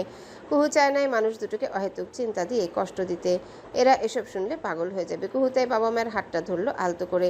দুজনের হাতের উপর হাত রেখে ঢোক গিলে একটা। মুখটা জ্বরের তোপে তেতো হয়ে আছে। তো কুহু সেসব পাত্তা না করে দুর্বল গলায় বলে উঠল, আব্বু। সাদাত মেয়ের হাতটা ধরে অপর হাত ওর গালে রাখেন। বলো। কুহু থেমে থেমে বলতে চাইলো, আমরা ঢাকা যাব আজ এক্ষুনি। সাদাত কবিতা দুজনেই অবাক। একে অন্যের মুখের দিকে চাচাই করলেন শুধু। কবিতা মেয়ের হাতে চাপ দিয়ে বললেন, সাজেক ঘুরবে না আর? কুহু স্রেফ না বোধক মাথা নাড়ায়। মিনমিন করে স্রেফ বলল, শখ মরে গেছে। কুহুর মিনমিন করে বলা কথা সাদাত কবিতা শুনতে পেলেন না। কবিতা সাদাতের দিকে চেয়ে এবার বললেন, মেয়েটার জ্বর বাড়ছে, কিছু হয়ে যাওয়ার আগে ঢাকায় ফিরে ভালো ডাক্তার দেখানো উচিত না? সাদাতও এতে সায় দিলেন। পকেট থেকে ফোন বের করতে করতে বললেন, ভাইদের খবর দিই তাহলে, ব্যাগ গোছানো লাগবে। কুহু ওনাকে দুর্বল হাতে তখনই আটকে দিল। সাদাত মেয়ের মুখের দিকে তাকালেন। কুহু দুর্বল গলা এবার জেদ নিয়ে বলল, শুধু আমরা আব্বু, আমি তুমি আম্মু, আর কেউ না, কেউ না। বলতে বলতে কেসে উঠল কুহু। কবিতা দ্রুত কুহুকে পানি দিলেন। ওদিকে কুহুর এত জেদ গলার জোর দেখে সাদাত ফোন হাতে অবাক হয়ে তাকিয়ে রইলেন মেয়ের দিকে। সাজেকের আকাশ থেকে মেঘ সরেছে অনেকক্ষণ, অথচ মনের মেঘটুকু জাসের দিক রমণী সাজেক থেকে বয়ে নিয়ে যাচ্ছে সুদূর ঢাকা। তা কি মুছছে বা মুছবে কে জানে কার ভাগ্যের লীলা। কুহু তখন ওষুধ খেয়ে ঘুমে বেহুশ। অথচ কতটা কষ্টে দুঃখে মূর্ছা গেলে ঘুমের মধ্যে কুহুর চোখের কোণটুকু বয়ে যাচ্ছে অশ্রুর দাগ। কবিতা সেটা আঁচল দিয়ে বারবার মুছে দিতে দিতে নিজেও ফুপাচ্ছেন। কুহুকে ডেকে জিজ্ঞাসা করতে ইচ্ছে হচ্ছে তার কি হয়েছে। এই সাজেকে কে এই মেয়েটাকে কষ্ট দিল? কে দুঃখের বানে ক্ষতবিক্ষত করে দিল তার ছোটরে আদুরের মেয়েটার মনটুকু? ওই দিনই চঞ্চল কুহুর তীব্র জেদটুকু সাদাতকে টেনে নিয়ে গেল বড় ভাইয়ের রুমটায়। সাদাত আনোয়ার একটা রুমে বসে আছে। ওদের পাশটায় সাদাফ সোফাতে বসে দুই ভাই নীরবতা দেখছেন। এক পর্যায়ে সাদাফ এই নীরবতা ভেঙে কথা তুললেন, এটা কেমন ছেলে মানুষই মেজো ভাই, হুট করে কাউকে না জানিয়ে আপনি সিদ্ধান্ত নিয়ে নিলেন চলে যাবেন। আমাদের এমন ট্যুরে বারবার দেওয়া হয় না। একবার যখন 3 ভাই ব্যবস্থা করেই আসলাম, আপনি এমন হঠকারিতা করছেন। সাদাফের দিকে চেয়ে বললেন, আমি নিরুপায় সাদ। আনোয়ার এবার কথা তুললেন এই কথার বিপরীতে, তোদের ছেলে মানুষই দেখে আমি আশ্চর্য হচ্ছি। একটা দিনের অর্ধেক চলে গেছে, তুমি বলছো এখন চলে যাবে, তাও একা আমাদের রেখে। এটা কেমনে কথা? তোমার কাছে মনে হচ্ছে না বাচ্চাদের সাথে থেকে তুমিও বাচ্চা হয়ে যাচ্ছ? সাদাত এই কথার উত্তরে কি বলবেন ভেবেই পাচ্ছেন না বড় ভাইয়ের এমন প্রশ্নে। এবার তাই না চাইতে সত্য কথাটাই তুলে ধরলেন। বললেন, কুহু জেদ করছে, ও চলে যাবে, এক মুহূর্ত থাকতে চাইছে না আর। ওর এই অসুস্থতায় ওর জেদটা ফেলে দিতেও পারছি না। মেয়েটা এখানে আসার পর থেকেই কেমন যেন হয়ে গেছে। আমি ওকে এভাবে দেখতে পারছি না আর। সাদাতের কণ্ঠে কিছু একটা ছিল, তাই আনোয়ারকে হাল ছাড়তেই হলো। ভাইজির তীব্র জেদটুকু বিনা প্রশ্নে প্রশ্রয় দেওয়া ছাড়া আর কোনো উপায় খুঁজে পেলেন না। তাই হাল ছেড়েই বললেন, আচ্ছা, তুমি যা ভালো ভাবছো, আমি কাব্যকে বলে দিচ্ছি ও তোমার সাথে যাক। একা অসুস্থ মেয়েকে নিয়ে যাওয়া সম্ভব না। সাদাত মেনে নিলেন। কুহু সবার সাথে যেতে সমস্যা, নিশ্চয়ই শুধুমাত্র কাব্য সাথে গেলে তেমন মানা করবে না ভেবে বসলেন। আনোয়ার কল দিলেন কাব্যকে। কাব্য খানিক পর রুমে আসলো। সবেই ও গোসল সেরেছিল। টাওয়েল খুলে কোনো রকম কাপড় পরে আনোয়ারের রুমে এসে দাঁড়ালো। ডেকেছিলেন আব্বু? বলতে বলতে আনোয়ারের পাশে সাদাতকে দেখে কাব্য অবাক হলো। সাদাতকে বসা থাকা দেখেও আর 7-5 না ভেবে জিজ্ঞাসা করে বসলো, কুহুর জ্ঞান ফিরেছে চাচ্ছু? সাদাত মাথা নাড়লেন। ফিরেছে, কিন্তু কিছুটা অদ্ভুত ব্যবহার করছে কেন জানি। কাব্য চুপ থাকলো এই কথার উত্তরে। এই একটা বিষয়ে ভালোবাসা কতটা দূরত্ব এনে দিয়েছে কুহু কাব্যের মধ্যে। একজন আরেকজনের কথা জিজ্ঞাসা করতেও সংকোচ হচ্ছে এখন। যে কুহু কাব্যের আশেপাশে ঘুরঘুর করত, কাব্য যাকে আদর করত, বায়না পূরণ করত অবলীলায়, এই একটা সময় এসে সে জেনে বসলো কুহুর ওর প্রতি যা ছিল সব ভালোবাসার কারণে ছিল। কাব্য ব্যাপারটা মেনে নিতেই পারছে না এখন অবধি। কাব্যকে আনোয়ার গম্ভীর স্বরে বললেন, কুহু ঢাকা যেতে চাইছে আজ এক্ষুনি। তুমি ওদের নিয়ে যাও ঢাকায়। এতটা পথ অসুস্থ কুহুকে নিয়ে সাঁতার পারবে না যেতে। কাব্য ভ্রু কুচকে ফেললো। কুহু ঢাকা যাবে কেন? ওর উপর জেদের জন্যেই? হতাশ শ্বাস ফেললো কাব্য। কুহুর সামনে ওর যাওয়াটা এখন উচিত হবে না ভেবেই কাব্য আনোয়ারকে বলল, আমি স্নিগ্ধকে বলে দিচ্ছি, ও নিয়ে যাক।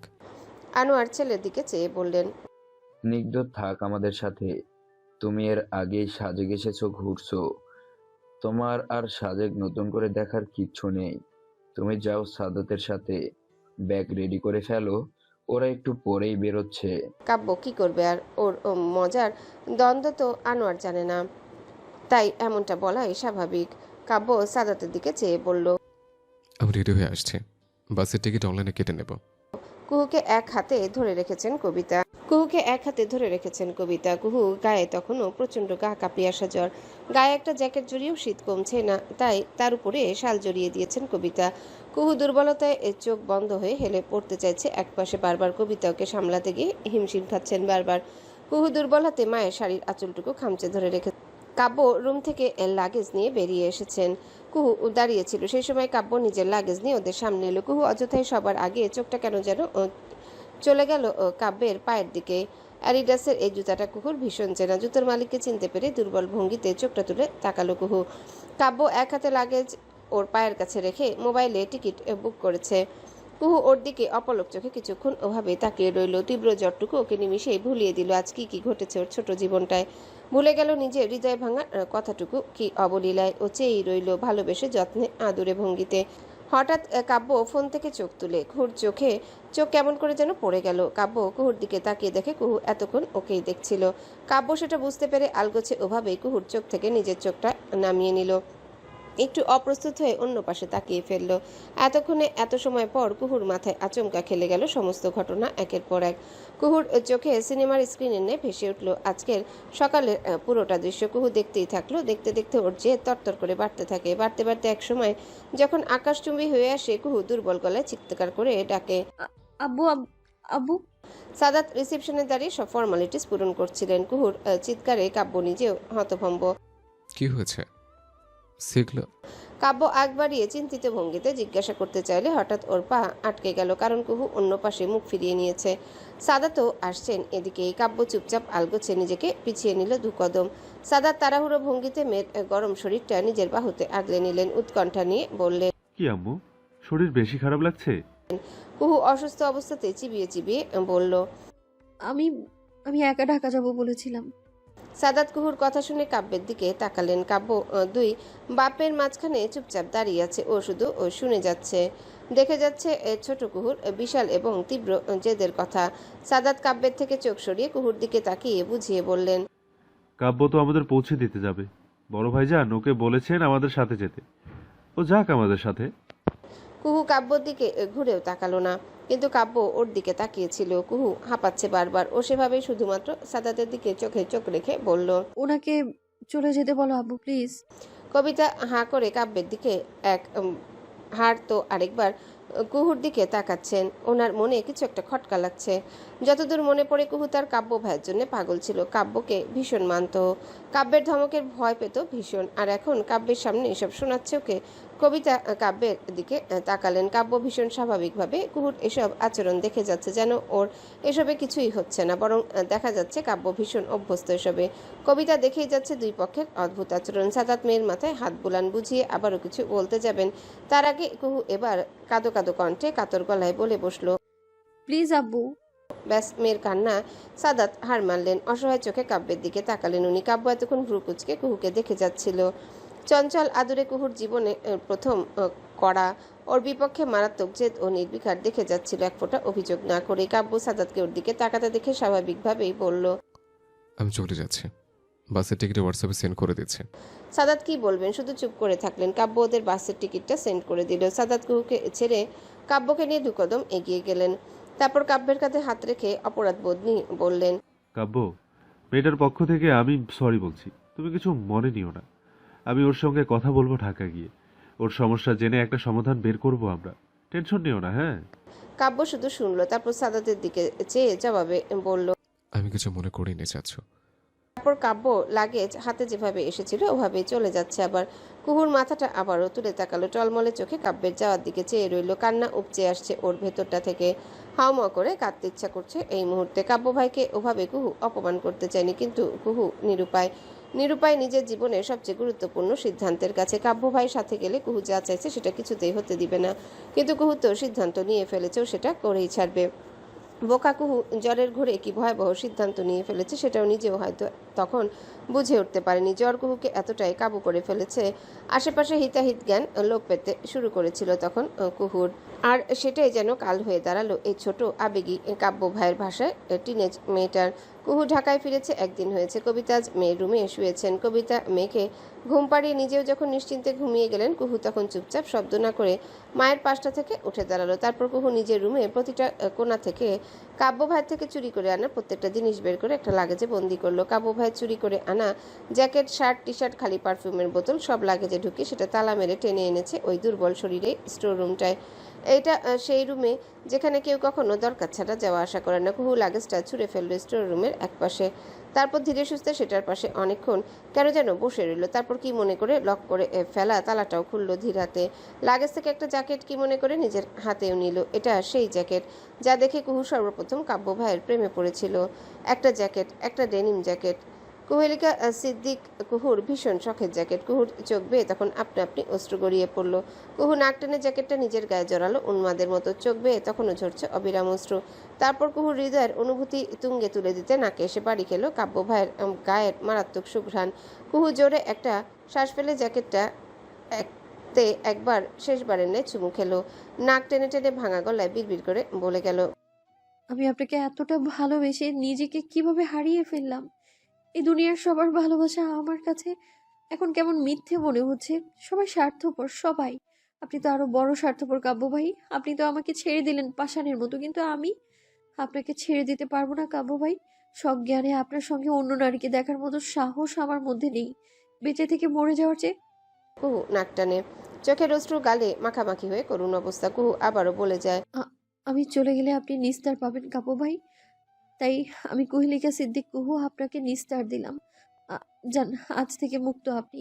কুহু কথাটা বলে হাউমাউ করে কেঁদে জ্যাকেটটা টেনে হিঁচড়ে খুলে ফেললো নিজের শরীর থেকে। শরীরটা আবারও হেলে পড়তে চাইলে দ্রুত একটা টেবিল ধরে নিজেকে সামলালো কুহু। জ্বরটা বোধহয় আবারও বেড়েছে, কেমন যেন চোখ বুজে আসতে চাইছে বারবার। কুহু ঢোক গিলে কোনো রকমের জ্যাকেটটা আবার লাগেজে ভরে তালা লাগালো। তারপর নিজের গাটা কোনো রকমের টেনে হিঁচড়ে নিয়ে আসলো স্টোর রুম থেকে। নিজের রুমে এসে দেখে কবিতা এখনো ঘুমিয়ে আছেন। কুহু মৃদু হাসলো। জ্বরের মধ্যে রক্তিম মুখে ওই হাসি ভীষণ ভয়ঙ্কর দেখালো। মায়াবী কুহুর চোখ মুখ একদিনেই দেবে গেছে কুঠুরিতে।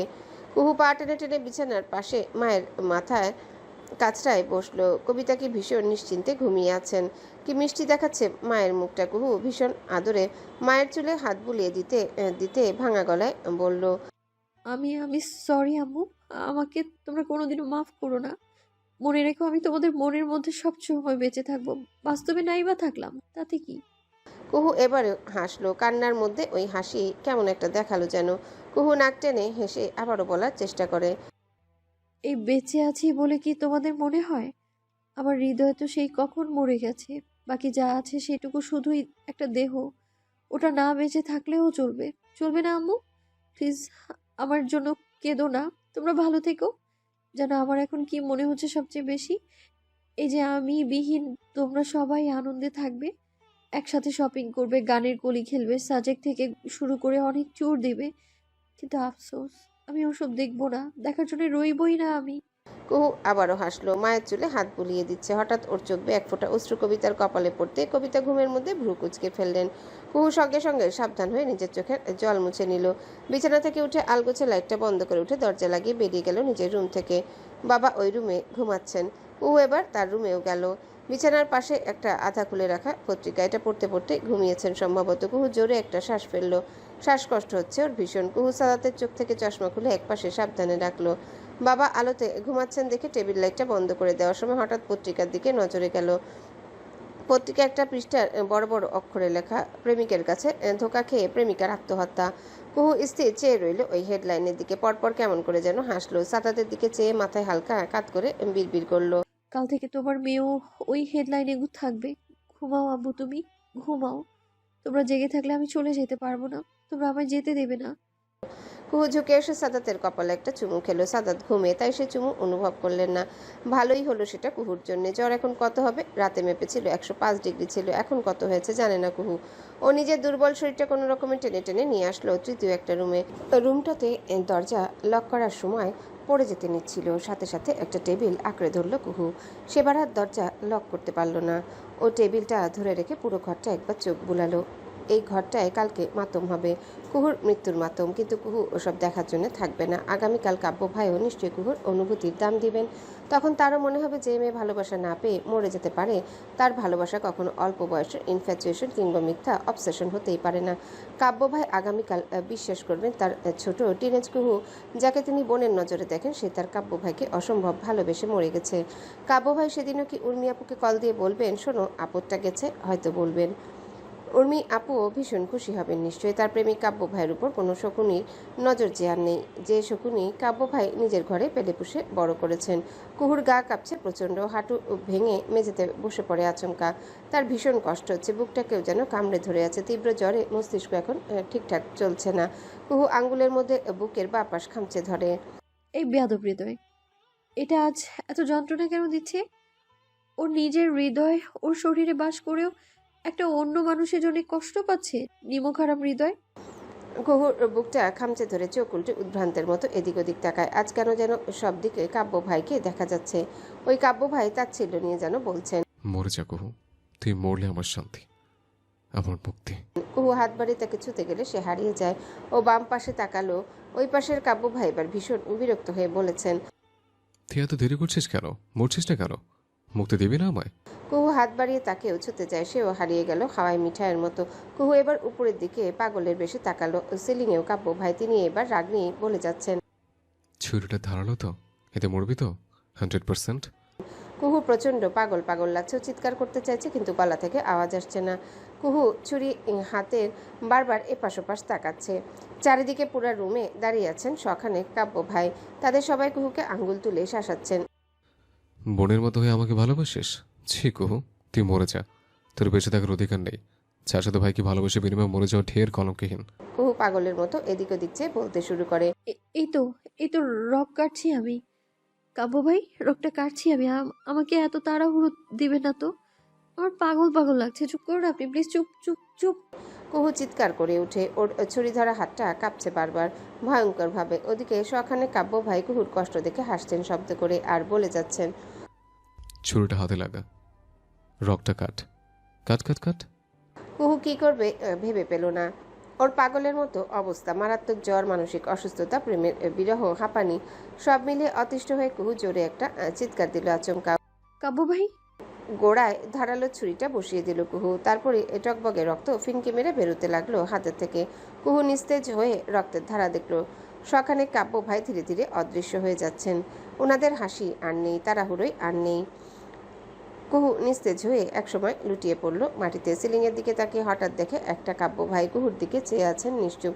কুহু শেষবারের মতো তাকে দুর্বল গলায় শোনালো, আমি আপনাকে মুক্ত করে দিলাম কাব্য ভাই, আজ থেকে মুক্ত। বাকিটা বলা হয়ে উঠল না আর। সিদ্দিক বাড়ির সবচেয়ে ডান পিঠে চঞ্চল আদুরে মেয়ে কুহু সুইসাইড করেছে গতকাল রাতে। আর একটু স্পেসিফিক্যালি বলতে গেলে কথাটা করেছে না, করার চেষ্টা করেছে হবে। এই এক কাণ্ড ঘটার পর এক প্রকার মাথায় বজ্রপাত হবার মতোই হতভম্ব হয়ে গেছে এই বাড়ির সবগুলো সদস্য। গতরাতে কি ঘটেছিল সিদ্দিক মহলে সেসবের কিছু বর্ণনা দিলে সম্ভবত ভালো হবে। মূলত গতকাল কুহু যখন কবিতার ঘরটা থেকে বেরিয়ে আসে, কেন যেন কবিতার ঘুম তখন ছুটে যায়।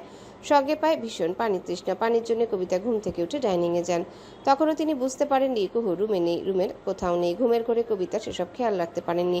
কিন্তু যখন ডাইনিংয়ে গিয়ে জগ থেকে পানি ঢালা শুরু করেন তখনই শুনতে পেলেন পাশের ঘরটা থেকে কেউ চিৎকার করে উঠল কেমন, এবং কণ্ঠটা কুহুর। সেটা চেনা মাত্রই কবিতার হাত থেকে পানির জগ নিচে পড়ে যায়, পানিতে পুরো ফ্লোর ভিজে যায়। কিন্তু সে সেটা অগ্রাহ্য করে এক দৌড়ে যান পাশের সেই রুমটায়। দরজা খোলা, আর সেই দরজার সামনে দাঁড়িয়ে কবিতার মাথায় আকাশ ভেঙে পড়ে এক প্রকার।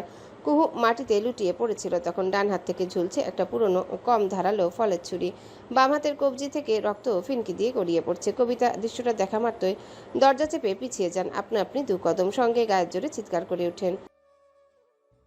পরপরই নিজেকে সামলে এক দৌড়ে কুহুর কাছে গিয়ে বসে। মেয়ের বাম হাতের কাটা জায়গাটা শাড়ির আঁচলে চেপে অপর হাতে ছুরিটা নিয়ে ছুঁড়ে ফেলেন রুমের একপাশে। অস্থির কণ্ঠে প্যানিক করতে করতে মেয়ের মুখে ছুঁয়ে ছুঁয়ে ডাকতে থাকেন অনবরত। কুহু, কুহু মা, তুই একই করে ফেললি। ও কুহুর বাবা, আসুন এখানে। কুহুর বাবা। একবার সাদাতকে ডাকছেন কবিতা, আবার কুহুর মুখে থাপ্পড় দিতে দিতে কুহুকে ডাকছেন। পাগল হয়ে যাচ্ছে রীতিমতো কবিতা, অথচ এত ডাকার পরেও কুহুর জবাব আসে না। কিন্তু কবিতার চিৎকারে সাদাত ঠিকই ঘুম থেকে উঠে দৌড়ে আসেন ওই রুমটায়। সাদাতের চক্ষু চরক গাছ। উনি দ্রুত কুহুর পাশে এসে বসে মেয়েকে নিজের রানের উপর নিয়ে নিলেন। কবিতার দিকে তাকিয়ে হাঁপাতে হাঁপাতে জিজ্ঞাসা করলেন, ওর কি হয়েছে? সুইসাইড। কবিতা কোনো রকমে দুটো কথা উচ্চারণ করতে পারলেন সেই কঠিন সময়। বাকি কথা শুনতে সক্ষম হলেন না। সাদাত বড় বড় চোখে কবিতার দিকে তাকিয়ে বললেন, বসে আছো কেন? উঠো, ওকে হাসপাতালে নেওয়া লাগবে। গাড়ির ড্রাইভারকে কল দাও, এক্ষুনি গাড়ি বের করুক। আর ওর হাতের পট্টি বাঁধো, দ্রুত করো কবিতা, মেয়েটার রক্ত বেশি চলে যাচ্ছে। কথাটা বলতে বলতে সাদাত মেয়েটাকে পাজা কোলে তুলে নিলেন। কুহুর হাতের কাটা জায়গায় কবিতা নতুন শাড়ির আঁচলটা ছিঁড়ে পট্টি করে দিলেন দ্রুত। কুহুর হাতটা ঝুলে রইল সাদাতের বাহুর পাশে। তারপর কল লাগালেন ড্রাইভারকে। সিদ্দিক বাড়িতে কাজ করা ড্রাইভার পাশেই মেসে থাকে, তাই আসতে বেশি দেরি হলো না। সে রাতে ভয়ঙ্কর এক সময় কাটলো মেয়েটার মা বাবার। পুরোটা রাত অসম্ভব দীর্ঘ ছিল। মেয়েটা হাসপাতালে ভর্তি হলো। মা বাবার মনটা বিষাদে ঢেকে গেল। মা বাবা মেয়ের উপর আস্থা হারিয়ে ফেললেন। সেসবের জন্য দায়ী মেয়েটা তখন অজ্ঞান হয়ে ডক্টরের চিকিৎসা নিতে ব্যস্ত থাকায় সেসবের খবর রাখলো না একটুকু। সেদিনের ওই রাতটা বড্ড বিভীষিকাময় ছিল সিদ্দিক পরিবারের জন্য। পুরোটা রাত সাদাত কবিতা মেয়ের পাশে থম হয়ে বসেছিলেন। ডক্টর ওর হাতে ব্যান্ডেজ করে দিচ্ছে। কবিতা আঁচলে মুখ চেপে সেই যে কান্না শুরু করেছেন আর থামছেই না সেটা। সাদাত পাথরের মতো কবিতাকে আগলে বসে আছেন। পুরুষ বাবার সেই চোখ ভীষণ লাল, রক্তিম টসটসে, এক্ষুনি যেন জল গড়াবে। সাদাত বারবার চোখের জল লুকিয়ে ফেলছেন বলে সেই জলকেও দেখলো না। এমনকি আফসোস তার মেয়েটাও সেটা বুঝলো না, দেখলই না। নিথর হয়ে পড়ে আছে বালিশে মাথা রেখে। সে রাত কোনো রকমে পেরিয়ে গেল। কুহুকে স্যালাইন দেওয়া হচ্ছে, জ্বর নিয়ন্ত্রণের জন্য মেডিসিন দেওয়া হচ্ছে ইঞ্জেকশনের মাধ্যমে। সকাল হতে না হতে পুরো সিদ্দিক পরিবার হাসপাতালে এসে হাজির হলেন। কুহুর খবরটা শোনার পরে সাজেক থেকে এক প্রকার দৌড়ে এসেছেন সবাই বলা চলে। ওদিকে শাহরিয়ার সিদ্দিক কাব্যর অবস্থা ভয়ঙ্কর, নিরুদ্বেগ। কুহুকে হাসপাতালে দেখার পর কি ভাবছে ওই মুহূর্তে সেটা বোঝা যাচ্ছে না। আসলে কাব্য মারাত্মক হতভম্ব হয়েছিল পুরোটা রাত খবরটা শোনার পর থেকে। বিশ্বাস হচ্ছিল না ওরে সুইসাইডের খবরটা। ভাবতে কষ্ট হচ্ছে কুহু, ওই ছোট দুর্বল হৃদয়ের মেয়ে কুহু এই মারাত্মক কাজটা করেছে, করার সাহস পেয়েছে। কাব্যকে যখন আনোয়ার এসে খবরটা দিলেন, কাব্যের মাথায় আকাশ ভেঙে পড়েছিল। ও কেমন যেন ফ্যাল ফ্যাল চোখে তাকিয়েছিল আনোয়ারের দিকে। কাব্য হাসপাতালে এসে সোজা গেল কুহুর কেবিনের সামনে। কুহুকে ঘুমের ওষুধ দেওয়া হয়েছে, ভেতরে ঘুমাচ্ছে ও।